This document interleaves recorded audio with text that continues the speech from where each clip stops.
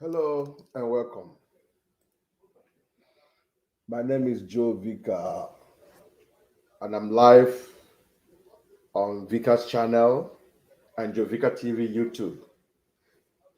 If today is your first time of joining me in this channel, I sincerely want to plead with you. Please do well to follow me. Are you on TikTok, Facebook? Are you on Instagram? Do me a favor, follow me, subscribe, and begin to share our video. Today I have a very interesting and all important topic that everybody should be very, very careful about it. Um, why I'm saying this particular question, this particular topic is very important is because of the happenings in our community, in our family. If you join me on TikTok, please do me a favor, tap the screen, tap the screen. God bless you. I want to apologize for being absent for a long time on social media on a live show like this, but I've been posting one or two videos. You guys know that Jovika TV on social media on Facebook has been hacked. We still trust God and maybe God will help us to see if we can retrieve it. So if you are following me there and you've been wondering why you've not seen me, just have it in mind it is hacked. But I think since I live in California here, where we have this headquarters of Facebook. I am thinking of visiting the headquarters because I've been trying to see how I can establish a complaint against whatever that was meted against me by the hacker, but it has really not went through. All my effort has fell through. So I'll probably maybe take a time to visit the Facebook office and do something about it. So if you look into my topic, I'm looking at the last warning that has been given to the federal government by Miyetti Allah, Fulani movement government, Fulani movement, national movement. They've just issued a very strong warning to the federal government, telling them their stand on the issue of their president that had been arrested. So this is what is going to form the center of my discussion this evening, this morning, this afternoon, depending on the location. But before I would know that many people may be interested to join me, more especially on TikTok, the door will be open at the right time, at the appropriate time. Even on the Facebook, there's no problem. On YouTube, I'm going to let the doors open. So why is this particular topic very important? Is because of the sensitivity and the crisis people have been going on, the negativity that have been going on in Nigeria. So this warning, if anybody want to take it for granted, I want to tell you, you are joking.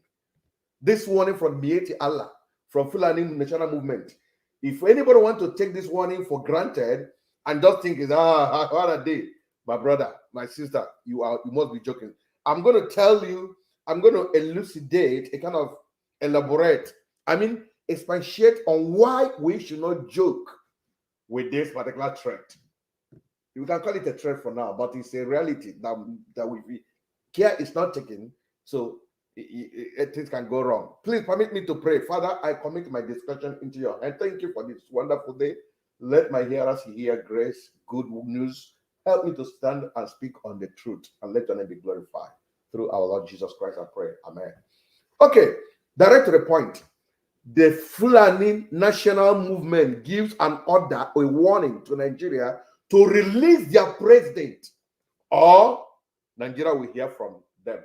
Nigerian government will hear from them. This is among the reactions they have been ranging, that have been coming from them, based on some certain policies, certain decisions made by the incumbent governor, President Mohammed Tinubu. It's on record that Miyetti Allah supported and endorsed Tinubu to be the president of Nigeria. Of course, you know, whosoever they endorse become the president. In that particular write-up, they just put up a write-up. I would have read it or displayed it for you, but because of time, let me just, I've read it out to discuss in general what they said. So they now say that this is the same person they supported. Their elders told them that the Tinubu will defend the interests of the Fulanis, the North and the Fulanis in particular. But it's unfortunate that their elders have lied to them, that nobody is defending their interests. So I want to start discussing with you the issue of they were told they were to defend the interests of the Fulanis. And there are so many policies, decisions that this administration have taken that did not go down well with the Fulanis, with the Northerners. When I talk about Northerners, it's still the cabal, the Fulanis. One of those decisions is to make a Christian to be the minister for Abuja, the capital territory. That's one of the decisions they are so much angry with. Who gave anybody the impetus, the right to put an army, an infidel, a Christian, to a Southerner to be the minister for FCT? Who gave them that temerity? That's one of the policies that have been standing against. Number two policy that this administration has they've frowned at is the issue of planning to relocate some part of CBN to Lagos. They are seriously angry and frowning at it. There are so many policies they have expressed their ill-feeling, which I may not have them in my head now, and I don't want to start studying or recording. Doctor, please. I will bring it up, not now, please. Don't want to bring people, so they don't distract me. So these are the policies of the federal government by the led by Tinubu administration that has not favored them. Hence, they are seriously complaining that they are not comfortable with this government, and they are working everything they can do within their reach to make sure they frustrate. But the last of it all is the recent arrest of the President General of Miyetti Allah Fulani movement. They now came up to issue this warning to Nigeria, say Nigeria should listen. They must release their leader, or Nigeria will hear from them. So let me begin to analyze. You know, I'm an analyst. I analyze in politics, I analyze in trading things about, more especially, religion and politics. That is where my analysts go. Now, I'm on religion analysis. Number one, you see that they told you that they say they are angry because of he put an army, an infidel, in Abuja as the minister. That's one of the anger. So let's talk about that. But before I begin to discuss, I want to ask something. Is Nigeria really one?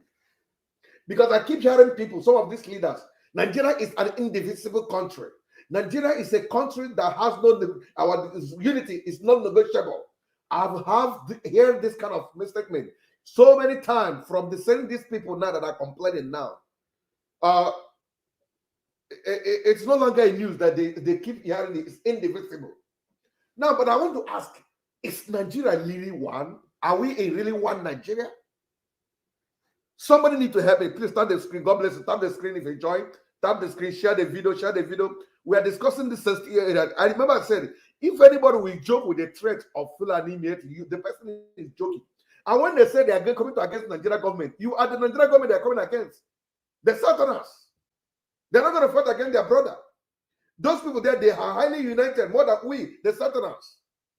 So if you are joking with this particular, what do you say? Having different opinion does not mean Nigeria is not one. Okay, that is what I think. Okay, that is not the issue. Well, listen to me. Thank God you are making this statement. That having different opinion does not mean that. Okay, let me tell you why I'm asking that question. Is Nigeria really one? When this particular federal capital territory was relocated from Lagos to Abuja, it was applauded. Everybody clapped. I said, wow, one Nigeria. One Nigeria. When they put in a minister that is coming from the north and from a religious background of Islam, no, Nigeria is one. Our country is indivisible. Now, they just put in a Christian as a minister. It's no longer one Nigeria. In other words, if Nigeria is one, why should any group agitate that a Christian is on that seat? I thought we have 3 different religions and we have freedom of association and freedom of religion worship. Why is it that when they put a Christian there, Nigeria is no longer one? They will catch fire. They say you are not protecting the interests of the Fulanis. They said that they either told them They were to represent the interest of the Fulani, but they were disappointed that the elders failed them. In order to defend the interests of Nigeria, not to defend the interests of the poor people that are crying every day, but to defend the interests of the Northerners. That is yet why they supported. If you're watching me on YouTube or Facebook, you're going to see the picture after they say, Miyetti Allah endorsed Tinubu to win 2023 election. Why did they endorse them? Because they told him that he's going to protect their interests. They endorsed him. Now, it's not they're going to deliver Nigeria from this quagmire Nigeria have fallen into. They're not supporting him that he's going to help Nigeria to build a better Nigeria. They're not supporting him that he wants to fight insecurity, because insecurity, they are the architect of the insecurity in Nigeria. That's not why. So they are not supporting him, but they are endorsing him to protect the interests of Fulani. And the interest of Fulani and Northerners is to make sure any position the Islamic people, Northerners, will take upper hand. Now, when it's not happening that way, they are no longer protecting their interests. And they will come and tell you that this man they voted for is not working for their favor. They are against him. Now, so if Nigeria is one, why are they complaining that a Christian is on that seat of welfare as a minister? Somebody that say different opinion. Why? That's one. Number two, whenever it has to do with the gold, the mineral resources in the north, Zamfara to be precise, it is our project. It is it is their own property. But when it has to do with crude oil in the south, it is one Nigeria. But in any property, any mineral resources in the north, it's not one Nigeria.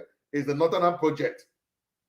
You had a video that circulated, went viral, that somebody, one of them said, one of these guys that is in power now, so that Mepuri Himana said that the oil in Bayelsa belongs to the Northerners. But the gold in Zamfara belongs to the Northerners only, not to Nigeria. So I keep asking, is Nigeria one? Number two, whenever now they are trying to relocate the offices, some of the offices to Lagos. Nigeria is no longer one. Do you know that I read over the news now that there is a mass resignation of staff of CBN. And why are they resigning? Because of the relocation of the offices to Lagos. There is a mass resignation. And why are they having that resignation? Number two is to protest against the relocation. And because of a particular zone occupy that office, that is why they said Lagos is too far for them. They will not go. They are resigning to protest against that move. Meanwhile, it was during the time of Buhari that particular office was built for them to relocate. Mind it. So if it was Buhari that relocated it, it is one Nigeria. Now, Tinubu is relocating, it is not, we cannot take it. It is against our policy. These offices that have been built was approved, contracted, and built by the Buhari administration. Completed. Now, Tinubu only implemented what is already on the book, asking those offices to relocate for easy access, because most of the banks' headquarters are in Lagos. For them to reduce cost of coming to the headquarters, they should be there. They relocated now. Some people are resigning from the office because it's no longer one Nigeria for them. And who are the people? They're not on us. They are resigning. They said they will not continue to be in the office. And this, when some people say, if there is a people will go and get one, it's a lie. It's a protest that we are leaving this office if you don't bring it back. If you want to employ another person, they will say no. They are in charge. Is Nigeria really one? Ask yourself this question. You are saying give the job to the quality. They will not give you. I have a son who was supposed to read law. This son scored 196. He could not have admission to go and read law. But do you know, a young man from the north scored 85 in studying law. Is it one Nigeria? And when you talk, some people say they are less privileged, they are being considered. Why can't we also be considered in the same country? Why are they using different judgment for different people in the same one Nigeria? Is that how to be one Nigeria? Do you know that in some states, in the northern states, there are some goods business you cannot do? But there are business, but a particular business, you can do it everywhere in the south, but you can't do it in the north. and you say it's one Nigeria? Do you know we still have Sharia law, Sharia court in the north? But can you ever establish a Christian court that where Christian will be judged in your case? If you do it, they say you're fighting the constitution. About 12 states in the north is still using Sharia law.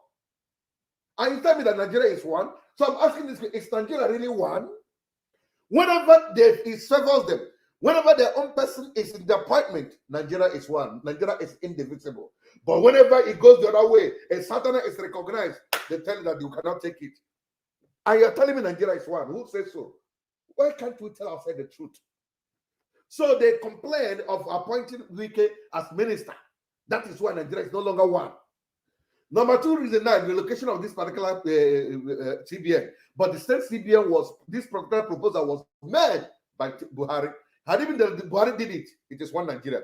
You guys should not also forget that Nigeria spent 100 billions of naira to give to Miyetti Allah to build a radio station for the easy communication. Now let's come to the issue of arrest of the Miyetti Allah leader. He was arrested. There are speculation that he has been released. Some said no. But for me to see this particular order today, this particular warning today, it shows that he has never been released. And why was he arrested? They recently developed and built up a security team that is for the Northerners. They built up a security team with weapons. Though they did not display the weapon, but they all have weapons. You are talking about weapon. Why are the Fulani man that is riding the cattle in the bush is having a weapon and nobody is complaining? And somebody is telling me, somebody might be telling me, those security, did you see any weapon with them? Are you kidding me? Have they arrested any Fulani man with a weapon in the bush? Have they? The answer is no. So the issue of this one is now, they said that for the fact they arrested that man for establishing this is what we call a parallel security outfit. That's what they just did. The same way they fought this particular group. You know, when Ahmed Toku was coming on board, the Northerners, the Cabal fought seriously that Ahmed Toku will not stand. Until the Yoruba tango for their unity, they have to help it and for the way it's standing. And the way it's standing.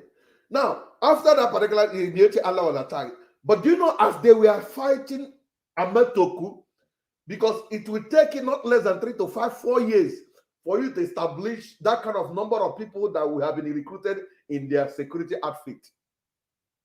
I remember when Nnamdi Kanu established ESN, it's not something that he did with a twinkle of an eye. It took him some years, about 2 years thereabout, before he brought them. Ahmed Toku took about 2 to 3 years. So for them to bring up this one, this plan has been there for 2 3 years now. They just bring it to the limelight for people to see. They have launched it. Because of that, it's a security aspect against the government. Government arrested the leader. But you know one thing, as they arrested him, they didn't call him that he's a terrorist. But the same thing that Nnamdi Kanu did, they say he's a terrorist. The same thing that the Sunday Igboho did, they said they went to his house to go and annihilate him. To the point they expired so many people in that family of Igboho, arrested him until they released him and kept him behind. Now, this is the kind of that they are asking to this particular Miyetti Allah, they're asking for his release. Remember, the court have never said about his case. The only case this warning, so Nigeria is going to hear from them. And when Nigeria is going to hear, it is you, the Southerner, that will hear. It's you. They will come against you.